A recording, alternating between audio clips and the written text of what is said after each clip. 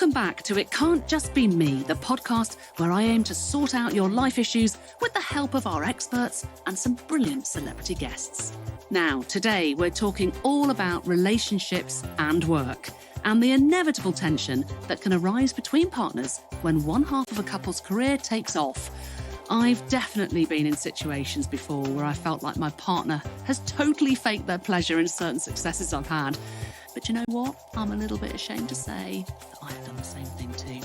Success should be shared when you love somebody, surely. But the reality is, insecurities tend to show up in totally unexpected ways. So, let's get into it.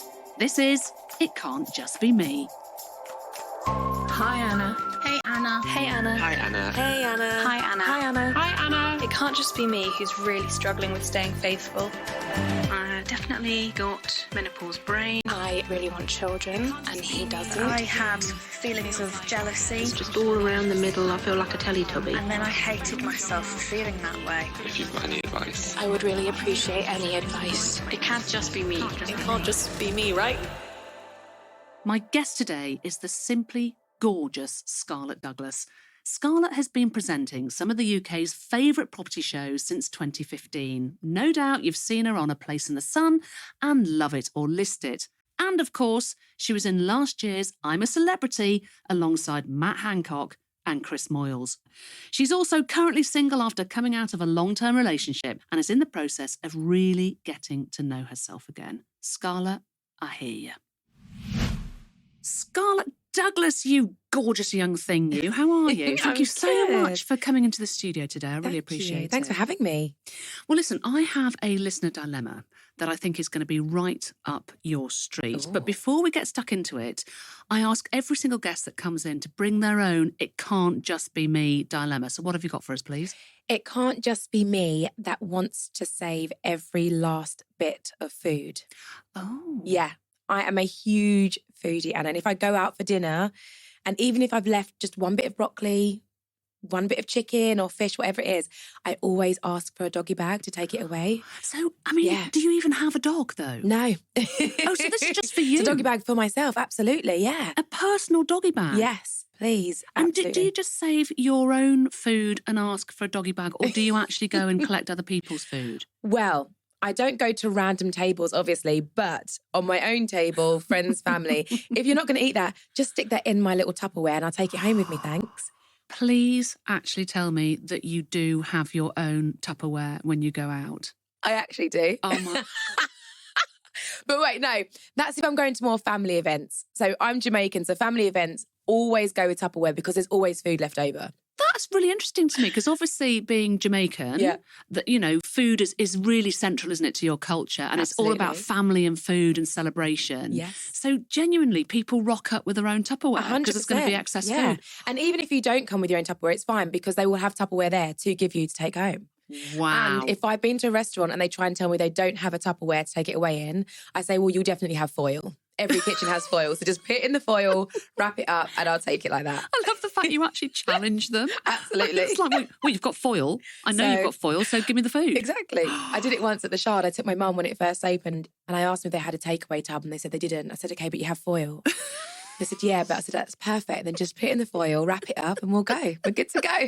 And they did it. I want to go out with you and your family. Yes. I am loving this. I'm loving this. Well, listen, that is not the reason why we've got you in here today, is to talk about foil versus Tupperware. Let's crack on with the main reason why we've got you into the studio, because we've had a dilemma in from our community and I'm really keen to get your take on it, because I think it's something that you are going to be able to relate to. Oh. I also want to introduce and welcome our psychotherapist, Sam Pennells-Nkolo from the London practice, who's going to get stuck into the dilemma as well and share some professional advice so that it's not just basically you and me gossiping, Scarlett. Sam, thank you so much for coming in. I'm very excited to be here. We're very excited to have you. Are we ready, girls? Here's a Yes. voice note from Flick. She's 31 and she's looking for some guidance on her relationship. Hi Anna, I'm arguing a lot with my partner at the moment about how long I've been working recently. And I suppose I'm worried more generally about him not supporting my career. When we first got together, I hadn't really found my dream job, but in the last year or so, I've started to really find my stride, and I'm pretty excited about the work that I'm doing. It feels like he maybe liked me more when I was less independent and ambitious. He also he puts my job down in front of our mutual friends, and he recently messaged my sister to complain about me. I'm earning more money than him now, and I don't think he likes it. I don't really know what to do. Please help. I have so much to say on this. Do you? Yes. Listen, I am loving this because my first reaction is, oh, yay, you found a job you love, enjoy it, girl. Mm-hmm. But I'm also hearing envy Yes. from her boyfriend. So look, Scarlette, you've got a lot to say about this. Let's start with you first. Gut reaction, please. Okay, first of all, Flick, it sounds like you have an incredible job at the moment, which you are super happy about. It's incredible. You're making, by the sounds of it, a good amount of money. I've actually been in a situation like this before, and it's easy for me to say now that I'm out of that situation, but you have to do what's best for you. And I think at 31, you're still so young. So don't let one person that is supposed to be your better half make you feel as though you're lesser than them or that you should be lesser than them, because they should only encourage you and build you up and support you. And I don't think that's what your partner's doing. So you mentioned just a second ago that you've been in a similar situation. Yes. Are you comfortable to share any more about that? Absolutely, yes. So in my past relationship, I was with the guy for 2 years. I've been lucky enough to have had a very good career, especially in the TV world over the last few years. And when we got together, I was kind of at a point where it was progressing quite quickly. And because it was during COVID time, unfortunately, his work had totally stopped, but I was still able to work.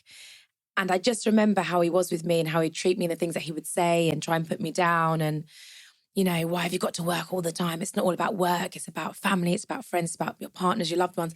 Now, I absolutely agree with all of that side of it. But what I did notice is that anytime I had something good come in work-wise, he was never happy about it. It got to a point, unfortunately, where I felt I had to just not tell him my good news anymore because he would always put me down about it.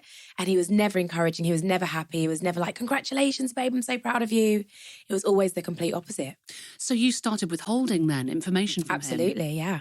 So what do you think was actually at the heart of the issue between you and your other half? I think, if I'm honest, looking back now, it was his own insecurity. I think it was the male ego and pride that was getting bashed, unfortunately. I was doing very well. I've invested my money correctly. I've got assets. If we are in a lockdown, I know I've got money coming in from different places, and he didn't have anything. And he really struggled with that. Did you try and repair the relationship at all? Absolutely. And we spoke about it a lot. And I thought it was getting better, and then unfortunately it wasn't. So then that relationship ended. It was the best thing for it to have ended because I realised I wasn't the person that I am in that relationship. I was actually not even excited to go to work anymore. And I love what I do. I absolutely love speaking to people. I love getting to travel for my work, and I didn't want to do it. And the minute I came out of that relationship, I really realised how much I was very suffocated, and I felt very suffocated in that relationship. And it has an effect on you that you don't even realise until you're actually out of it. I think that's so true. I can see our psychotherapist, Sam, nodding along vigorously throughout this whole thing. So actually, Sam, I want to bring you into this conversation as well. And before we even focus on Flick, I'm just intrigued by what you're saying, Scarlette. What's your reaction to what Scarlett's saying? I mean, it's something that I've heard time and time again, unfortunately. And it's the power dynamic of the man and the woman. And who earns more money? What does that mean? If we think about it from an evolutionary perspective, the hunter-gatherer, to protect, to provide. Now, if we're not doing that now, those drives still exist. So how do partners negotiate that? And what's the fallout? That's so interesting that you said, the person that you are now, on some level, it made me think of, you're stifled. So you had to censor yourself. Yeah. Because that's not healthy for anybody. Not at all. I'm a very outgoing person. I love going out for dinner, meeting friends, picnic in the park, and I just didn't do any of it. I was not really seeing my friends. I wasn't really speaking to my friends. I was at home. He didn't really want me to go out anywhere or kind of do anything. And it's funny because I haven't really spoken about this to many people, but I'd like to think I'm a strong, independent woman, career-driven. And I was in a situation where that had totally changed. And I was, instead of doing things for me and what was making me happy, I was doing things for him to keep the peace and to make him happy. Going back to Flick, in her love life, her boyfriend is getting upset with her. So I can understand that naturally she wants to pacify him. She wants to make it okay at home. So what should she be doing? Because she clearly feels disempowered. Yeah, no, totally. She's taking a position where she's appeasing. And that's not where we want to be. We don't want to appease someone. We don't want to kind of feed into their ego because it disempowers us or it disempowers that person. So she is in a position that we don't want to be in. It's unhealthy. That's interesting. But you're also saying that it disempowers the aggressor, as it were. How? Because then we're feeding a need that they need to feed themselves. So if he, for example, is feeling insecure about the fact that he's maybe not earning a lot of money and Flick's doing something to try to help, it just actually makes it worse. So on some level, we infantilize our partners and we start to parent our partners. And there is a place for that, but not in this type of scenario. So it always comes down to parenting, doesn't it? Yeah. That we're trying to parent our partner. I mean, Scarlette, you're saying yes and you're nodding. This sounds familiar to you. Yeah, that's exactly where I got to, because he just wasn't doing anything and I felt like I was doing everything for him. You know, I can certainly identify with some of what you're saying. And Sam, you must hear this all the time. Yeah. Why do strong, intelligent, career-driven women end up staying in relationships that can become, let's face it, toxic? Yes. Why do we stay? Because it taps into something else. So those insecurities, if a person in a relationship starts to display that, typically the other person will start to try to fix, to try to help. And then what happens is that's at the expense of the self. So then that starts to erode self-confidence, self-esteem, and then we keep doing that. And what happens?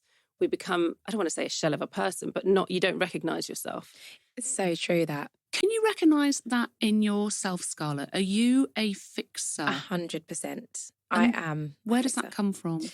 I think it's maybe something that I've seen my mum do. My mum is always the one that everybody goes to if they've got a problem. So I've always been that person. And I remember when I came out of my last relationship, I actually sought therapy and the lady told me to have a look at Enneagram types. And I'm an Enneagram type 2, which is the helper. And I remember listening to this audiobook and everything it was saying is so me. And I would help to the point where actually it was detrimental, not just to myself, but also to the other person that I was helping, because then they're not helping themselves at all. I've not heard of the Enneagram approach or this sort of definition. What is it, Sam? Well, it's a way of categorising people, sort of putting people in a box. What type are you? So are you the helper? Are you the fixer? Are you passive? Are you, so that kind of thing, which can be really helpful if we don't recognise it in ourselves. And again, people say, oh, that's so me. Yeah. That's me. And then we've got kind of a template to understand ourselves. And we don't have to stick to that label, but it can be helpful. That's interesting, isn't it? That labels can help us to categorise ourselves and understand ourselves better. I mean, you clearly have a great deal of insight into yourself and your life, Scarlette, because you had that template from your mother and that family dynamic. Interestingly, I come from quite a fractured family. So my parents split when I was 10. I'm the only girl in my family. And my mum has said to me that I was a pleaser. I just wanted everything to be okay because it was so chaotic at home. So I think if there's somebody that's upset or anxious, I want to fix it as well. I just want it to be okay. Yeah. And that can then end up making the situation worse. Because ultimately, Sam, all relationships are about dynamics, aren't they? Yeah. Well, look, back to Flick. I actually found quite a surprising statistic that I thought was very relevant to Flick's dilemma. A paper in the American Economic Journal found that heterosexual women who were promoted to CEO level in their companies were twice as likely to be divorced after 3 years than their male counterparts. No. That's amazing. Yeah. So why do we think that is, girls? Sam? I mean, it doesn't surprise me. The stereotypes, what's expected of women, there is a very different bar for men. So, I mean, think about the playground pickup. If you've got kids, if you see a man there, it's like, wow, dad's come to pick them up. Yeah. Wow, such a great dad. And the mums stand there a chopped liver, So it's the idea of what are the expectations and how women perceived, what society says contextually, how we're seen in the world. And so I think it comes down to expectation. And if you're high level, wherever you are as a woman, it's difficult if you're trying to have a family, even if you're trying to have a relationship, because that power dynamic becomes a struggle and you have to keep revisiting that to check in. Let's talk a little bit more about that within couples. The people that you see Yeah. and the individuals that you give therapy to, Yeah. do they often talk about this power dynamic? Yeah. And it starts right at the beginning because it oscillates. So one person will have maybe slightly more, someone's chasing after the other person, maybe the man's chasing after them or the woman's chasing after the man. And then they get together and then there's kind of where are we now? And then the power dynamic shifts. It's very rare that it's equal. And if we think about equality, on some levels, it doesn't exist in the way that we want it to. Someone might be working more, someone might be doing the house duties more, whatever that looks like. And if someone becomes resentful about that, that's where all the problems start, because it's quite hard to work with resentment. You see, we've been focusing a lot on heterosexual relationships. And of course, I'm interested to know whether this power dynamic and the gender role difference is the same within gay and lesbian relationships. Do you still see this playing out in your therapeutic practice? I do, but in other ways. Oh, go on. Yeah, in other ways. So it'll be interesting if you've got, let's say, two men, and they'll talk about, you always take my clothes. This sounds like a silly example, but they'll fit in the same clothes. They'll have this. The power dynamic is still there. There's a fight on some level for individuality. There's a fight for this is me and this is you and this is us. But it still plays out. And money still comes into it. Who's more successful still comes into it. So I think it's a human dynamic. Or do you think it's an ego dynamic? Definitely. Yeah. On the flip side of the coin, I'm conscious of trying to bring in some balance into this dilemma and this conversation. There are going to be listeners who are in Flick's boyfriend's situation at the moment. And I have certainly been there. I must admit that there's been times in my life where I felt totally sidelined by my partner's career, and that I've just slipped down the list of priorities for my other half, and I'm sort of at the bottom of the pile. So it's a horrible situation. It's a horrible feeling to have. Sam, how do you think that somebody can best communicate their needs when it comes to having a partner who at that moment is more successful than they are? I think it's about the root. What does it mean for them not to be able to earn money? What does it mean for them to feel insecure? But most people don't have the words to say that. So it would be the idea of having an open conversation. What's going on for you? How are you feeling? And that can be really hard. Even that, what does this bring up for you? Why are you reacting like that? And they'll probably say, I don't even realise that I'm reacting like that. What do you mean? But it's quite ambiguous, but it's just to explore the root cause. And once it's out there, it doesn't feel like this dirty thing that we're not allowed to talk about. Because you're right, the resentment builds and then no one talks about it. So then communication suffers and then the rupture becomes stronger. Yeah. And I always think as well, for men, they've been told to hide their feelings and exactly what it is that they maybe want to talk about. And you have to create that safe space where you can have discussions, awkward, uncomfortable conversations where actually, you know what, I'm going to be vulnerable and this is how I feel. And you just have to hope and understand that your partner will take it in the correct way and you can genuinely have a good, calm conversation so that you both know where each other sit. Yes. I can absolutely identify with Flick's boyfriend, actually. I mean, I'm 52 now and I've been working in TV for nearly 30 years. So throughout my relationships, I've been with some people who've been way more successful at times than I've been. I mean, I can remember my ex-boyfriend, actually, who won a BAFTA. And on the surface, I'm like, yeah, that's amazing. But at the same time thinking, it should be mine. How come I haven't got one? And I can certainly remember feeling that I was no longer good enough, I wasn't relevant, I wasn't as successful, and then feeling like I was slipping down my other half's priorities, that the relationship ended up being less important than the career. And I found that really difficult, Sam. I mean, I must admit. And I don't know what that's about, really.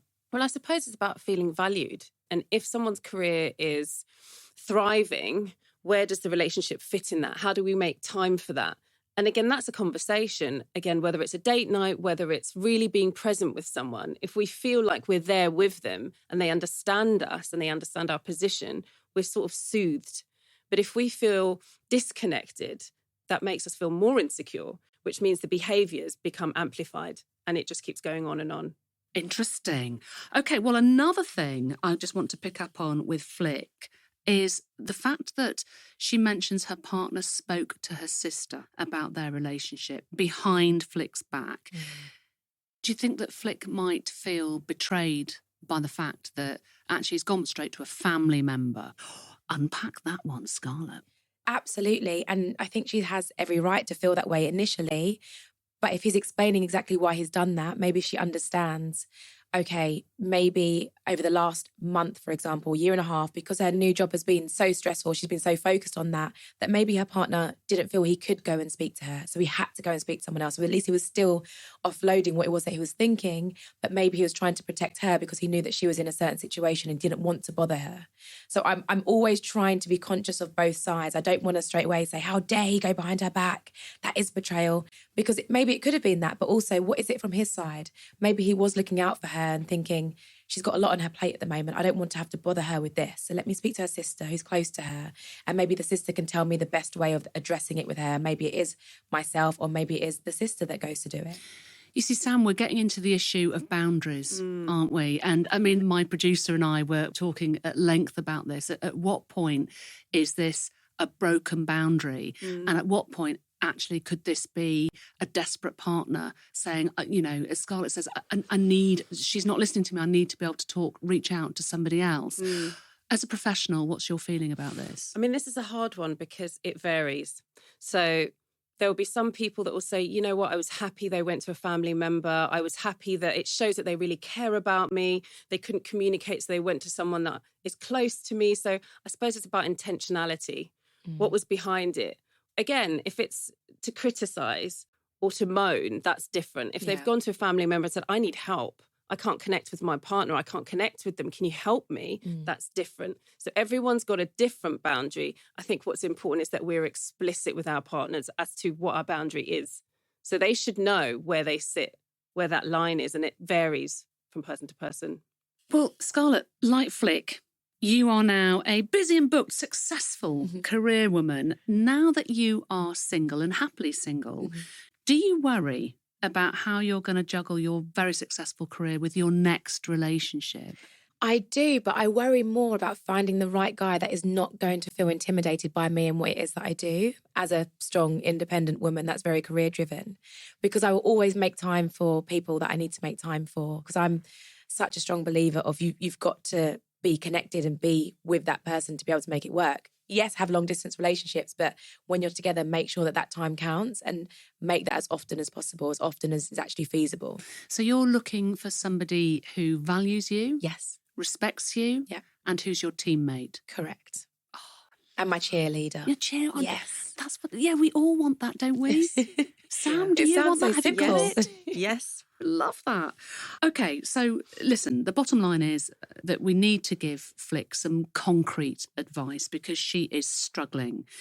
Can we have something that she can do today to help her situation with her other half, and perhaps something a little bit more long-term as well? So if we start with what she can do today, what would you advise, Scarlette? I would suggest to actually speak to your partner, Flick, sit down with him, explain how you're feeling from your side, and ask him to be as vulnerable as possible and as open and honest as possible about how he's feeling from his side. That would probably be my kind of offering for the short term. Long term, you have to decide what is more important for you. You know, you're only 31, you've got this new job that you love, and you should be able to enjoy it without being worried about what your partner thinks or being worried that he's not happy because you're actually having a great time.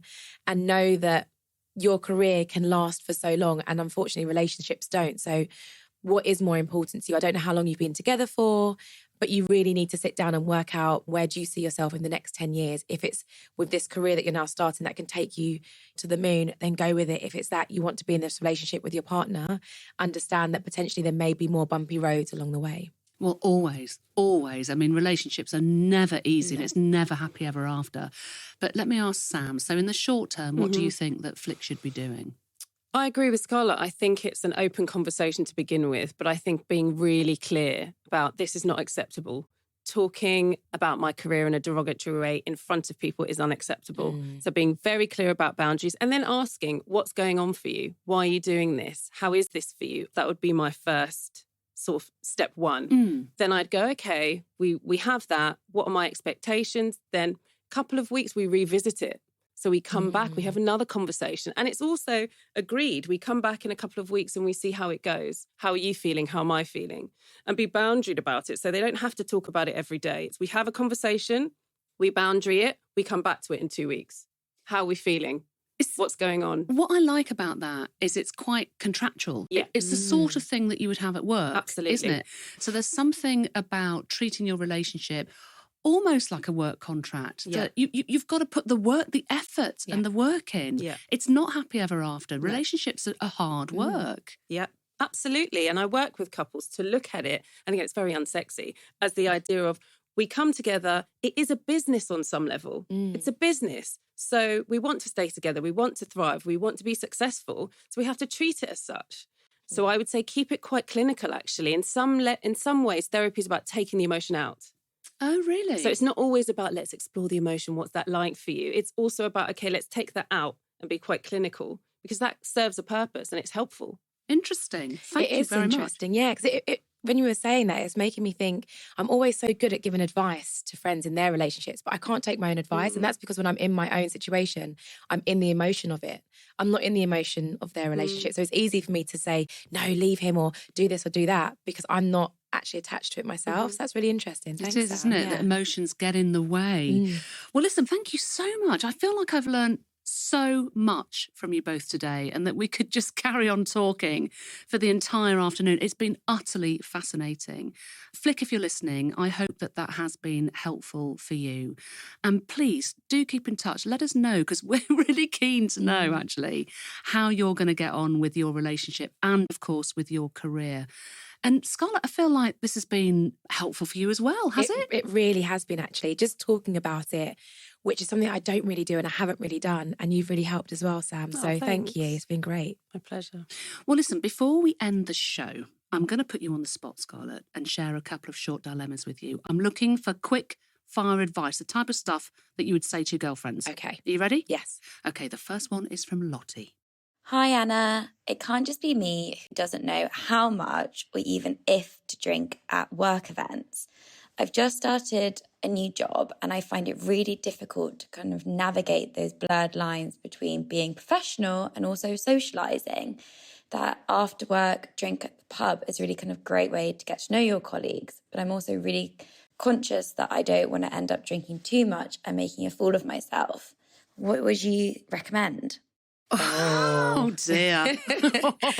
Okay, this is a good one. I will keep this short and sweet. So obviously being in the TV industry, you get invited to lots of events. And there were times when I was drinking way too much Prosecco or champagne at events because it's just free.